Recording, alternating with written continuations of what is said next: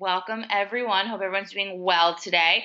Today's webinar is called Managing the Chaos, Being Intentional About Your Routine, and our speaker is Brad Thompson. So just a couple of housekeeping items before we get started. As you know, a couple of months ago, we launched the PMSF Pathways Education Series. So we have a number of tools and resources for families, webinars, podcasts. So those are all available on our website. So today is April's webinar. We also have webinars monthly, kind of moving forward through the spring. So if you joined us last month, that was the intro to the CERTS model.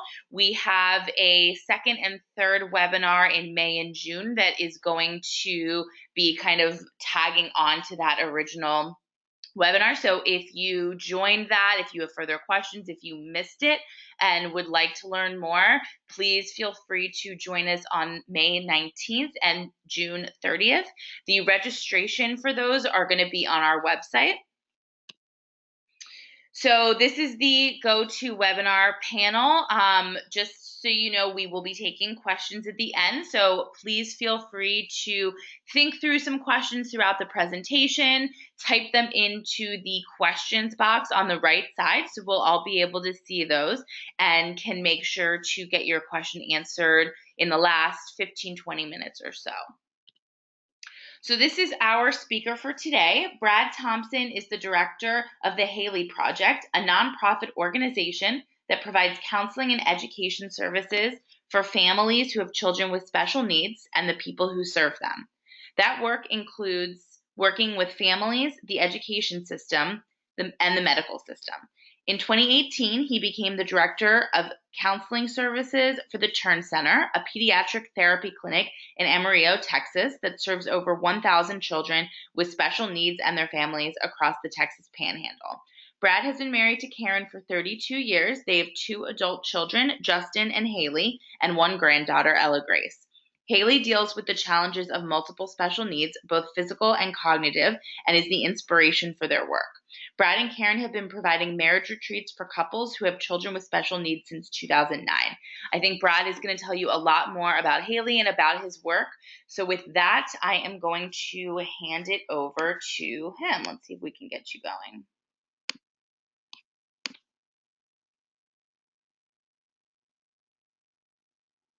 Okay, so good morning, slightly afternoon, depending where you are. It's still morning in Big Amarillo, Texas.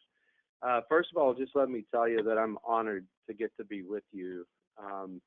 This is not a life I would have chosen before Haley showed up. I always tell people I'm quite certain, because I'm not very courageous, that I would have never chosen Haley, but but I'm so glad that I didn't get to choose, because I've learned more of the important lessons in life over the last 30 years, living with her and watching her and watching the world around her relate to her, than I've learned in probably all the other experiences in my life. And so I want you to know that I come to you humbled and appreciative of the opportunity, and I really hope that our time together will be a blessing to you as we talk about something that I think is one of the great challenges, especially as it's really a challenge regardless of our children, but when we have kids with special needs, it just kind of ups the ante on being able to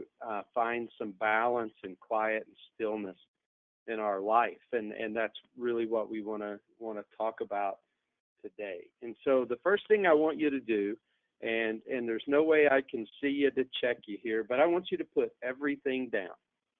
I want you to put everything down where you can't hear it, you can't see it, and you can't feel it, and just be still.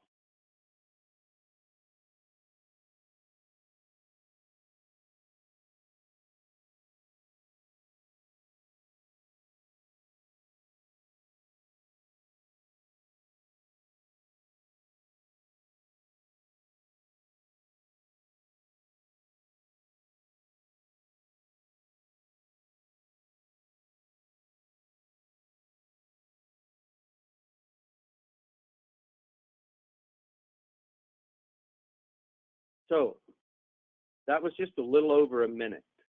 How did it go?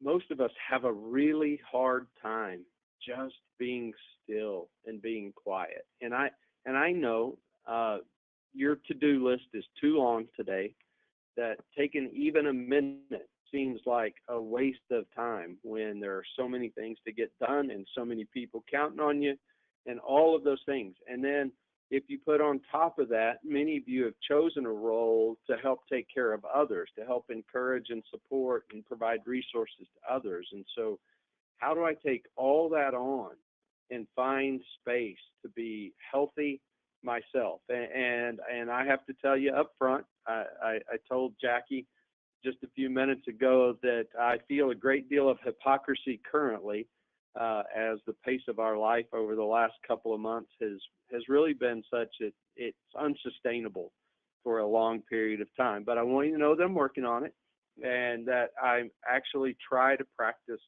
the very things that we're talking about today. So the second slide shows you HALI Thompson. And in this picture, if you look at it very closely, especially if you're moms, you will start to look and you'll start to notice something that's not quite right, that gives a great picture into the life of a parent of a child with special needs. So this picture is taken on Mother's Day weekend last year, where our daughter-in-law, Monica, had given both Karen, my wife, and her mom a Mother's Day photo shoot for Mother's Day. And so we got all the girls together, including HALI, our daughter, and Ella, our granddaughter, and Monica and the two moms together. And Karen does everything possible to make sure that HALI gets to the photo shoot, number one, clean. And so they get there and they take all the pictures, and then Karen begins to look, and she notices that something about HALI's outfit is not quite right. What is it? Well, y'all can't really talk to me, so you can't answer. But if you look pretty close, some of you probably noticed that HALI's pants are on backwards. But and you go, oh my, yeah, but that's what happens. We pay so much attention to so many things, and there's just one little detail that's not quite right. Now, the thing about that is that HALI Thompson doesn't feel one bit of stress about that. It doesn't bother her one bit that her pants are on backwards. But for you moms, especially out there, you're going, oh my gosh, how could we get there and do that? Right? And now all of her pictures are taken, these Mother's Day photos are taken with HALI's pants on backwards.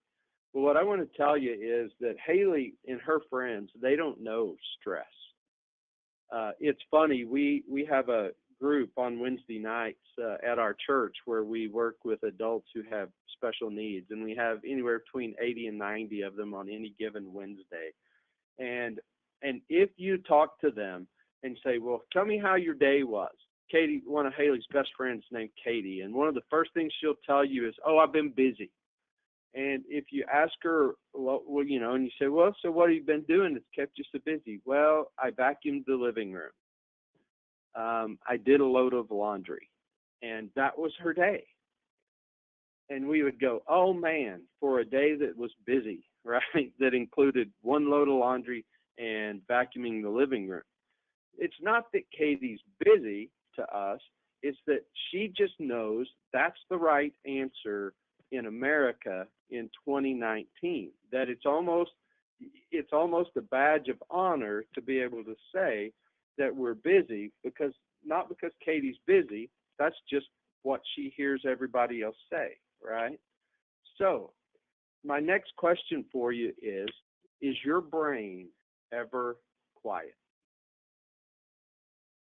And now, let's be honest. I'm on conference calls and webinars all the time. How many of you are multitasking right now? How many of you are trying to learn a little something from this call while also checking your email, answering email, working on another project? And I'm not judging you. That's just what we do. We're trying to get as much done as possible, right? But if that's what we're doing, how much attention are we really paying to any one activity? And no matter how good we think we are getting at multitasking, the truth is that if we're multitasking, we are also dividing our attention. So nothing is getting our best and nothing is getting our full attention. So continue multitasking if you need to, but William James in this great book that I'll give you the name of in a second. It just left my train of thought. He says the greatest weapon against stress is our ability to choose one thought over another. Greatest weapon against stress is our ability to choose one thought over another. So how are we doing at that? How many times do you sit and just have this constant battle in your brain of your to-do list, your checklist, the competing thoughts and things that need to be done going on in your head? And it leads me to this next question. I'd love to be able to see a show of hands of how many of you would describe your normal life routine as chaotic. And if you're raising your hand as, yeah, it's chaotic, and most of ours are, it's just life in 2019. But if we were to look at our regular routine and really take a picture and really give it some thought, while there are some periods of time that are chaotic and there's not a thing we can do about it, are there some periods of time in our life that don't have to be chaotic, but we're just so used to living that way that we make them so? I have this routine that on Tuesdays and Thursdays I have a counseling practice, and I get finished at the office at about 6 o'clock, and I drive home, about a 20-minute drive, and Karen will have supper ready when I get home. And I sit down and I start eating just as fast as I can, and she will stop me and say, "Brad, are you in a hurry?" And I'll say, yes. And then she'll say, "What do you have to do?" And I'll go, And the truth is that probably all I'm going to do after supper is move about 20 feet to the couch where I want to watch a show that is recorded so that I can just go brain dead for a little bit. So the truth is, I'm not in any hurry at all. But I've been in a hurry. I've been on the clock since 8 o'clock this morning, and because of that, I've just gotten used to the routine of always being in a hurry, right? And so I wonder if that doesn't resonate with those of you who are on the phone today, that we just get so used to being in a hurry and living chaotically that we kind of choose the chaotic pace even when we don't have to. And I wonder if we were just more intentional about navigating our space and time, that maybe we could be intentional about slowing down when chaos is not required and find a little bit of mental health. That's that last bullet point there on the slide you're looking at. Are there pieces and spaces in your life that don't have to be chaotic? And if so, what could we do in those pieces and spaces of time that would be energizing and fueling, finding those things that give us life to help us to manage those times that really are difficult and challenging? What do you think about this idea? Does every thought get the same amount of attention for you? Does every thought, everything that crosses your mind, does it get the same level of emotional, mental energy as the next thing? Karen has this great line that she tells especially younger parents of kids with special needs. She just says there are a bunch of things in our lives that we do not have the luxury of worrying about. And all she means by that is there are some things that our son Justin, who's quote unquote typically developing, um, there were some things that we worried about with him that we just didn't have the space to worry about with HALI because there were just too many other big things going on with her. And so we have to learn, I think, as parents of children with special needs and caregivers, to be able to sort out, and as William James said, to sort out uh, the things that are important and worthy of our thought and attention, and those things that we just don't have the luxury to think about. So a couple of things that I want you to think about today. The first one is balance. Okay, what does balance look like to you? If you're looking at the screen, you'll see this background of teeter-totter or seesaw, depending on where you are. You might call it something different. And if you'll notice that teeter-totter is just a little bit off balance, and that's on purpose. That is the logo of the HALI project. And the reason we did that is because we are always trying to find some balance in our life. And we've recognized the challenge of that, that just about the time we find some semblance of healthy balance, something happens. Something happens with HALI, something happens with Justin, something happens with our finances or an extended family member. And it just shakes that routine. It just keeps us a little off kilter, never quite completely balanced. And we just want to give that some thought today, okay? Because I believe that if we can find some semblance of balance, if we can create a lifestyle that balances all of our relationships, not just our kids, but our spouses if we have them, our work relationships if we have them, our relationship to ourselves, if we can find a balance that gives all of those relationships that mean something to us and fill us some space in our regular routine, then we can find a sense of balance that fills us. And that's one of the things that I want families to have. And the reason for that is because you've probably said it, and if not, you've certainly heard it, that life with our families is a marathon. It's not a sprint. And if we don't find the balance of things that both take from us and give to us, we're not going to finish the race with our kids. And if I look at that in terms of life with HALI will be 30 in September. What if I'm only halfway? What if HALI's only halfway to the end of her race? Well, that means I've got to find some balance to be healthy because I still need to live a long time. Now, does that mean that I will outlive her? I don't know, but I want to. I want to do everything I can to try. And even in that process, I want to make sure that I'm healthy enough so that HALI gets to live the best possible life that she can live. I hope that makes sense to you. The second question that you'll see is, what does stillness mean to you? And I don't know about you. I am an extroverted, people-pleasing human being.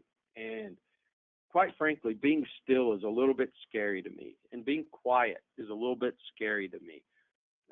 Doing webinars where I can't see people's faces and hear them and see their acknowledgments is a little bit scary to me. I don't know if you're checking your phone or taking a little nap. And all of that just troubles my mind. It gives me tough thoughts. And so being still is a challenge to me. But if we don't see the value in balance and stillness, then we may or may not have what's necessary when life gets hard and when the big challenges and struggles come. And I get it. That's why I put that second bullet down there, that given your life, given all the things that you're trying to juggle and all the responsibilities and the to-do list, does balance and stillness seem impossible or like almost unattainable luxuries for you? I hope not. And I hope that what I'm talking about today doesn't produce any guilt or shame or the sense that this guy's just totally out of touch with what life looks like. I don't expect perfection.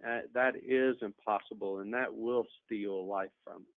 But if these are things that we could work toward and find some space for, I think we might find more joy in our life, maybe more energy, and a better stay for the distance.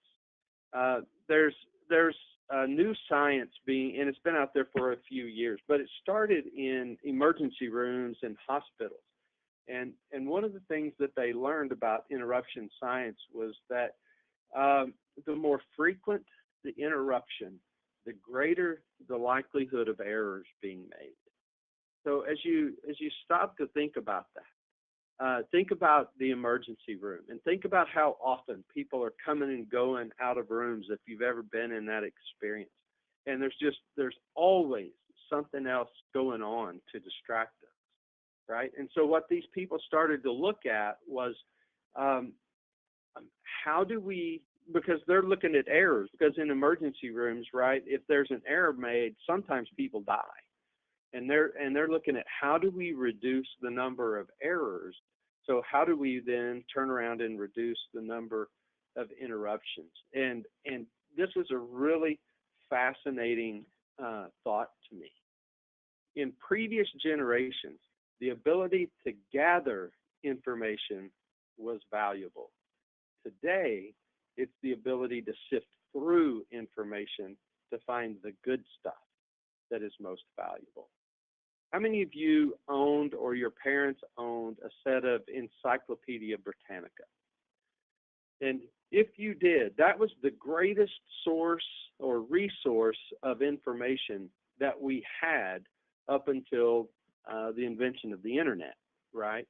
And so we had that, and that's where we looked. That's where we wrote our term papers from. That's where we did all kinds of things looking for information. Well, with the internet and all the things that have gone to it now, you can find information anywhere, and you can find more information than you want. One of the scariest things for me as a person who works with a bunch of families is for a mom or a dad to go on the internet and do a search for their particular diagnosis, because the internet doesn't sift by quality. They don't sift by having something vetted. And there's tons of good, but what if you have to get through a ton of junk to get to the good? And so it's no longer the idea of can I find the information, it's can I sift through the information to find what I'm really looking for. HALI, as I mentioned, HALI's almost 30. When she was born, we didn't have the internet. And because of that, it was really hard to find information about all the different things that she's diagnosed with. The upside of that was we didn't have to sort through all the junk that would come with a Google search, but we also, it made it difficult to find the good stuff. So give this some thought.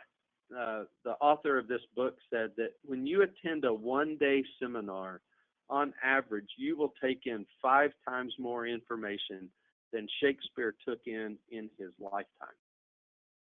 And so when you just give that a little bit of thought, you start to see and understand why the ability to sift through becomes really important, and also the ability to choose one thought over another, like I mentioned before.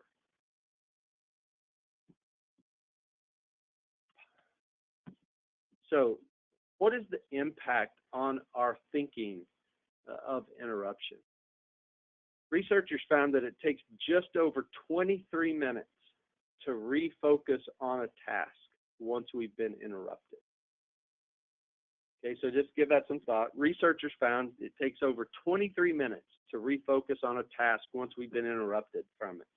And yet, on average in America, we are interrupted every 11 minutes.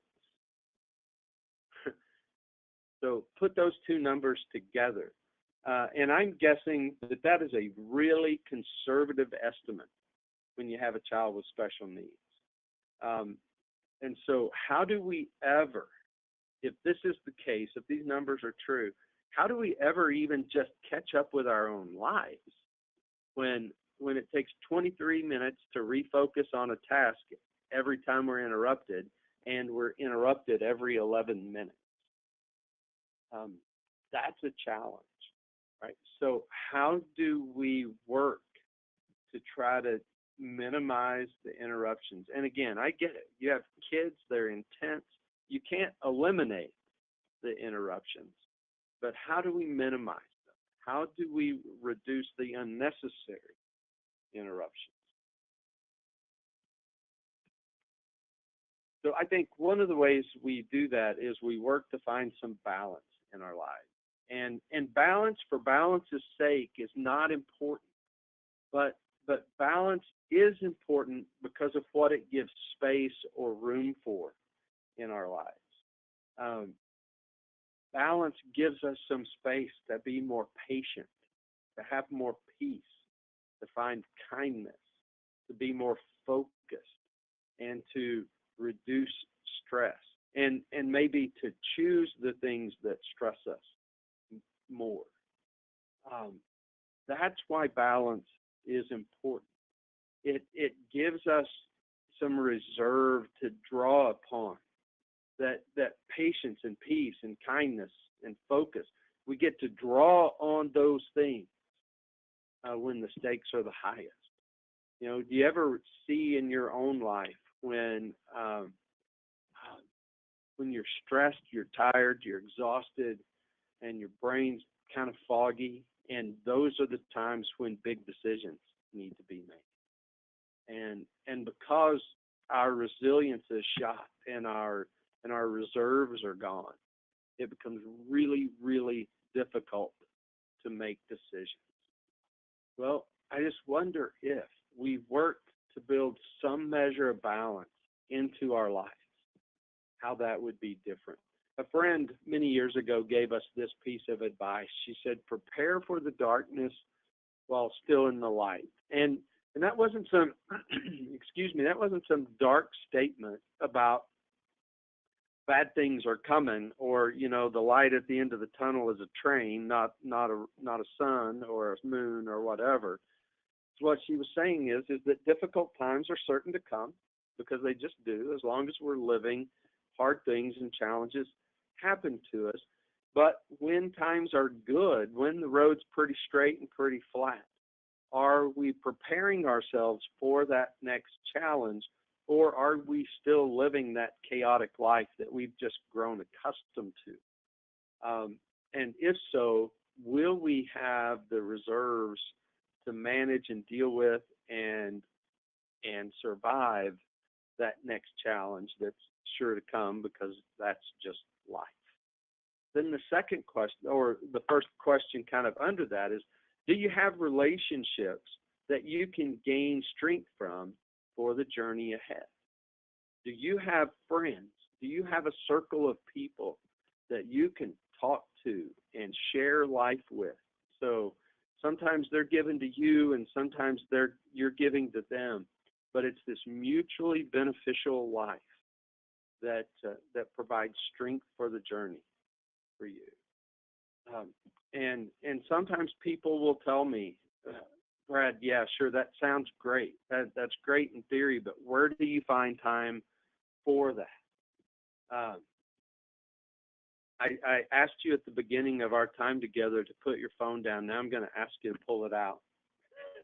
And if you pull your phone out and you look at your calendar on your phone, where are some spaces that you might meet someone for a cup of coffee, that you might meet for lunch once on a regular basis? I'm not talking about every day, or maybe not even once a week, but on a regular basis. Where's that space in your normal routine to spend time with people that don't need anything from you, that it's just a healthy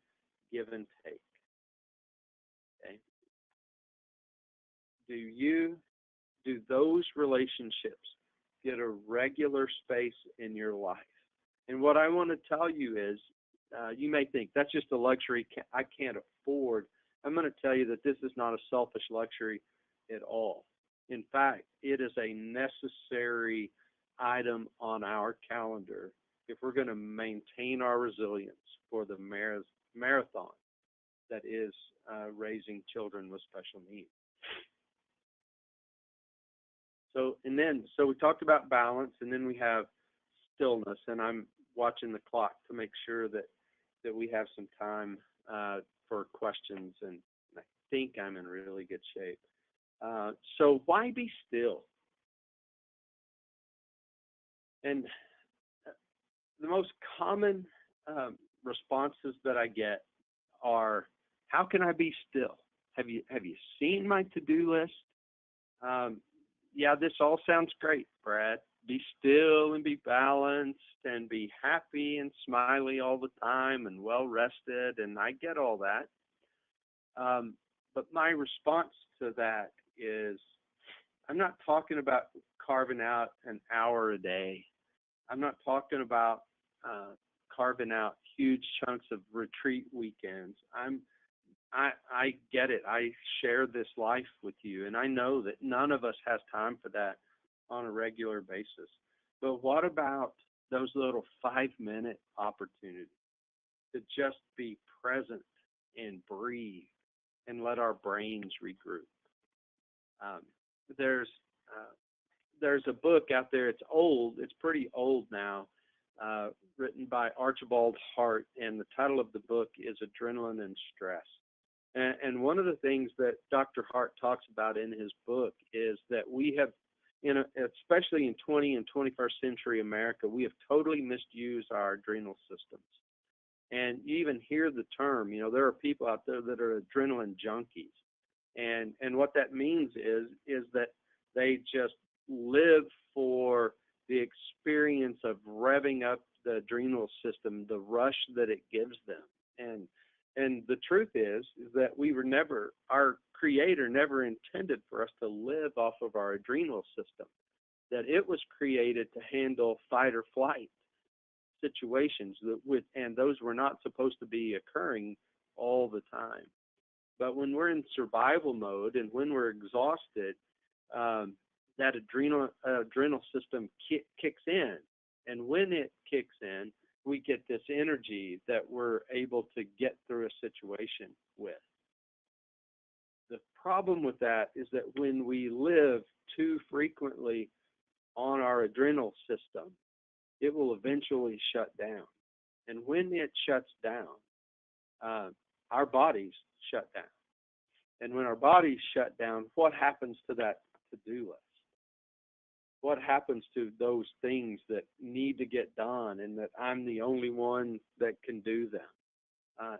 They're still sitting there.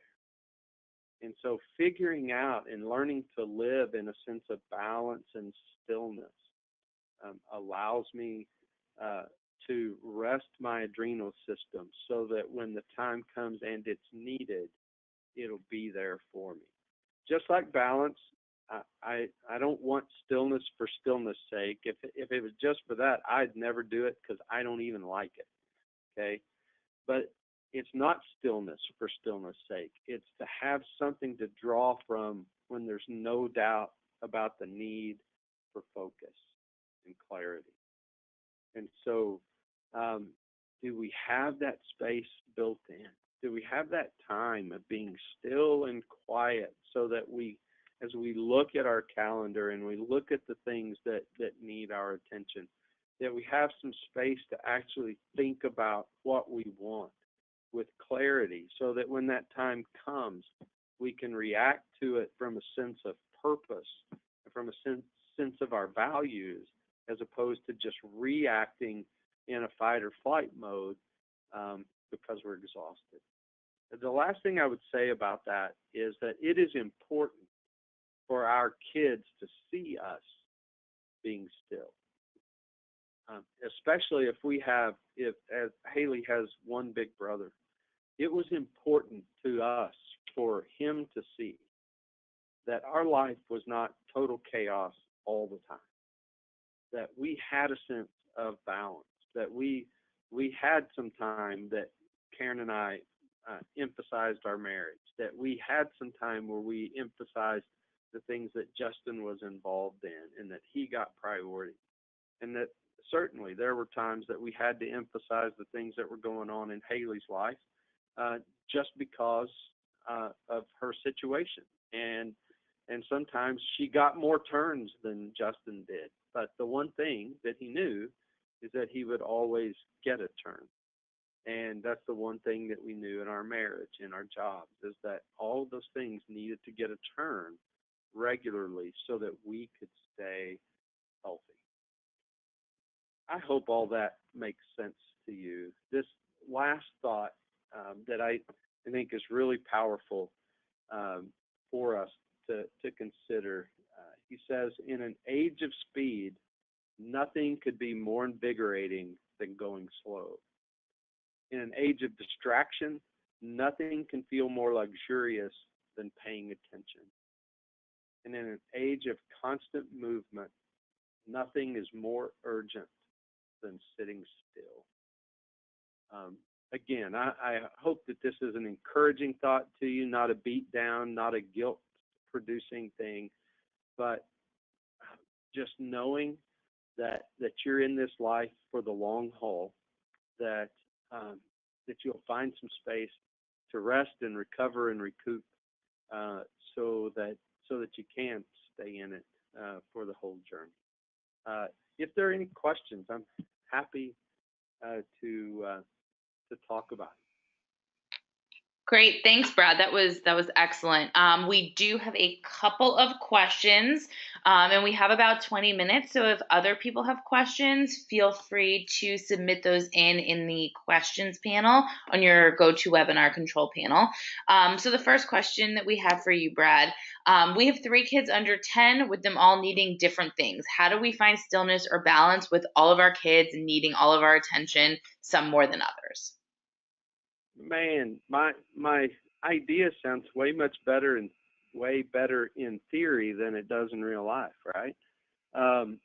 So you're in a crazy busy time, but just remember, this is only a season, right? That they won't be under 10 forever, and so we find spaces. One benefit, I don't know about the condition of your children, but usually if they're all under 10, they usually go to bed before you do, and so there might be a space after we get them all in bed to just sit and breathe.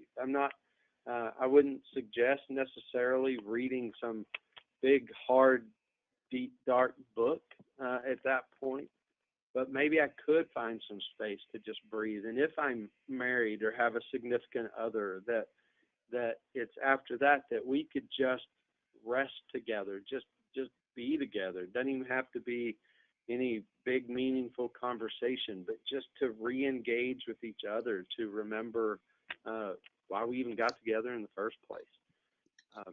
Finding those spaces becomes really important. If both of you have jobs outside of the home, that's just another stressor, right? That takes that many more hours out of your day and makes the time that you have that's a little bit flexible, it just shrinks it.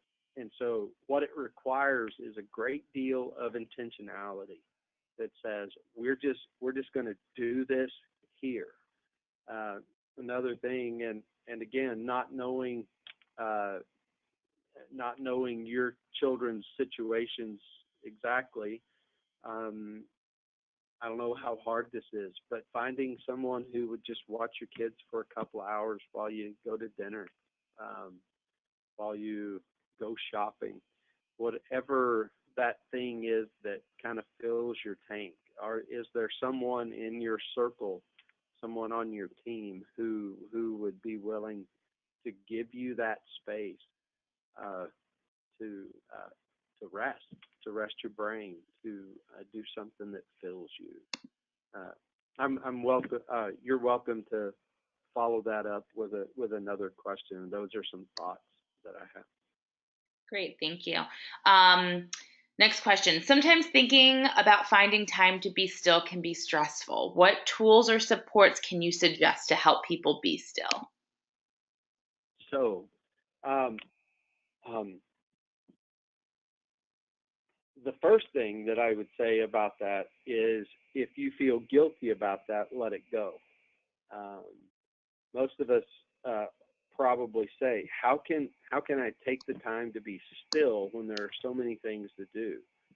Depending on how you grew up, um, I grew up on a farm, and so being still was equated with being lazy because there was always something to do on the farm, and lazy is just not acceptable. You can be a lot of things, including not even good at your job, but it is just unforgivable to be lazy, right? And you probably look around at people and go, well, they're just constantly going, constantly going. Why do I need to be still?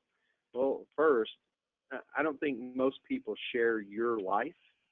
Number two, it doesn't matter if they can go constantly. If you need to be still in order to be ready for the next challenge, then it's a matter of faithfulness for you to find that space to do that. And then when I create that space, then I have to protect my brain, right? Because what I know is as soon as I try to be still, there will be 50 competing thoughts come to my head, right? As soon as you say, I'm just going to sit here and rest, the whole to-do list starts unfolding through your brain, right? And this is a trick, a technique that I've learned and I've taught in my counseling practice, that every one of those thoughts that's running through your head is there because it needs your attention. It wants your attention. And so if I give it attention, it will then allow me to let it go. So I can say something. So we're at almost 1 o'clock. Kids need to be picked up from school, right? Okay, I've acknowledged you. Now go away. You got to stop by the grocery store before you get the kids. Okay, I've acknowledged you. Now go away. And my brain will literally let me do that because all it wants me to do is acknowledge the thought. Okay, if you're worrying about a chronic condition or a particular challenge that's going on, um, even that I can acknowledge that you're there and that you're not going away, but this is not your time. You've probably seen the saying on a kitchen towel or something that says something like, and I'll butcher it a little bit, that I can only please one person a day. Today's not your day, and tomorrow is not looking very promising either, something like that. I can do that with my thoughts too. And I can just say, I acknowledge you, but now's not your time. And I'll get to you when it is your time. And by doing that, it frees the space to let my brain just relax. I hope that makes sense and is helpful to you. Okay, next question. Can you briefly talk about the work you do with couples with children with special needs? What tips do you have for couples feeling the stress within their relationship? Oh, I love talking about this because one of our, I think, well, the statistics say that couples that have kids with special needs have one of the highest divorce rates of any group in America. And my thought in that is that if any children needed two parents, it would be kids with special needs. I cannot imagine having tried to raise HALI by myself. It is so awesome. And I know there's no judgment in this. There are tons of single parents that are doing incredible jobs with their kids. I'm just saying that I can't imagine myself doing it.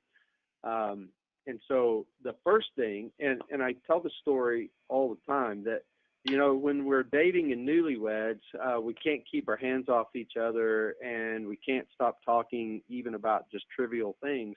And then the kids show up. And where do we put them? Well, in any group gathering, we tend to put our kids in between us, and that's a great strategic move, right? We keep them surrounded. But just think about the more kids you have, how much space is being created between mom and dad, husband and wife. And again, that's a physical thing, that's a good strategic move. But what happens when that becomes relational? That it becomes about our kids. I'm no longer Brad the person or Karen's husband. I'm now Justin and Haley's dad.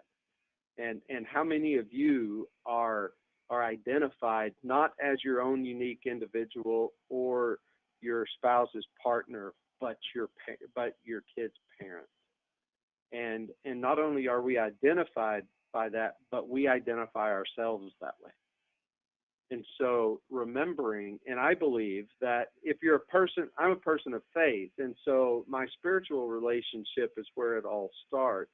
But then the next relationship that feeds me is my marriage relationship. And so valuing that enough to give it a regular turn so that out of the overflow of that relationship, I parent and I raise my kids so that I am constantly being filled so that I have something to give them out of the overflow.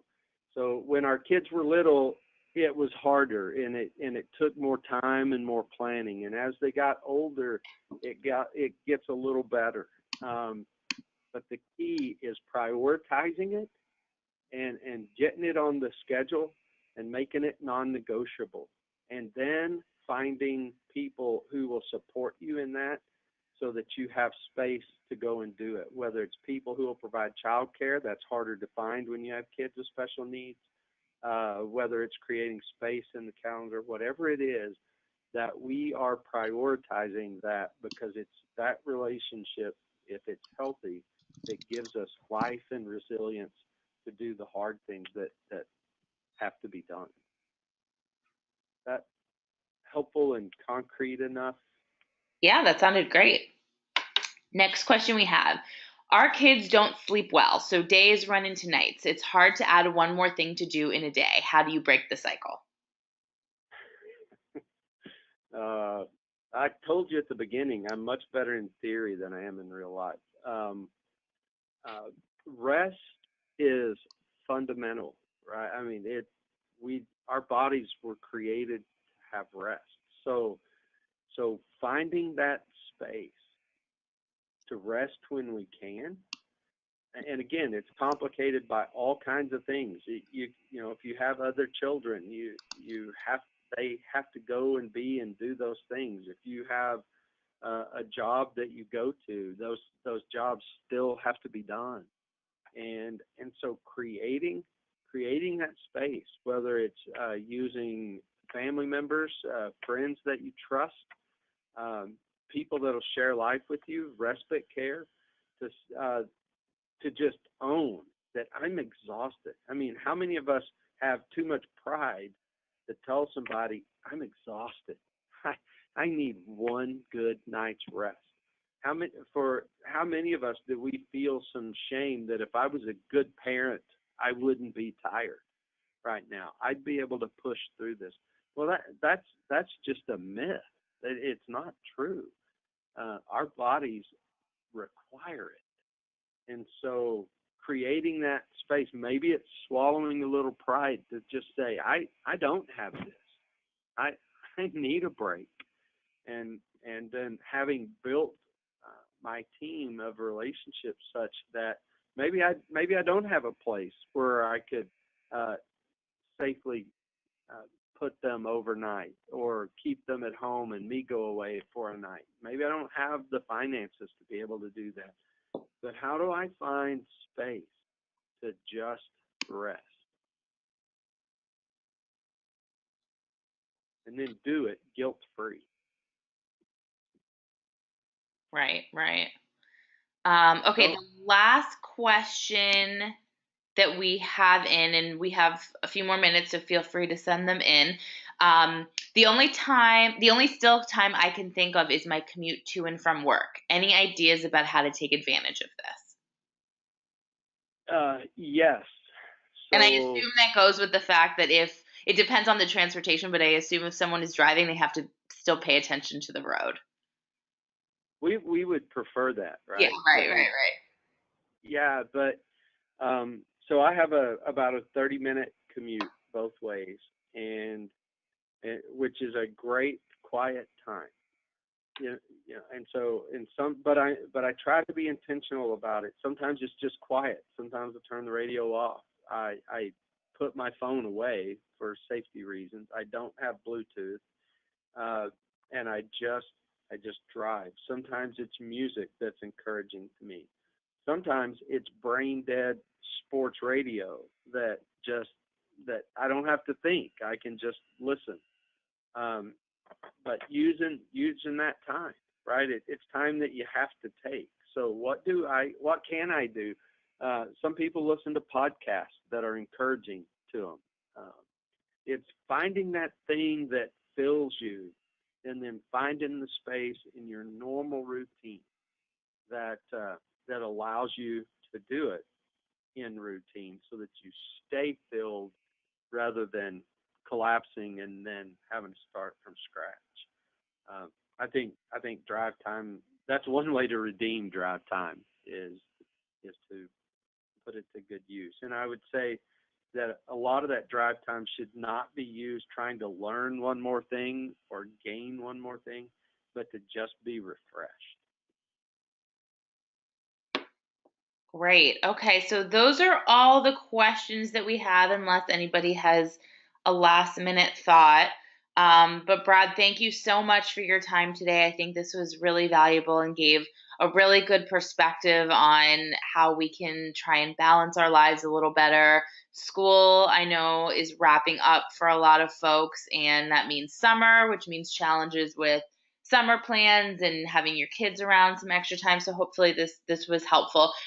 Just as a reminder, we do record these, so this will be available both on the Phelan-McDermid Syndrome YouTube page and our PMS Pathways, pmsf.org website. So that by the end of the week, we'll get that up there. And then if you have any additional questions, you can send them to me, and I can always forward them to Brad. So Brad, thank you again. You're welcome. And yeah, just please know that this is a journey for us, and if we can help you along the journey, we're just available. So just let me know. Excellent. Thank you. Have a great rest of the week, everyone.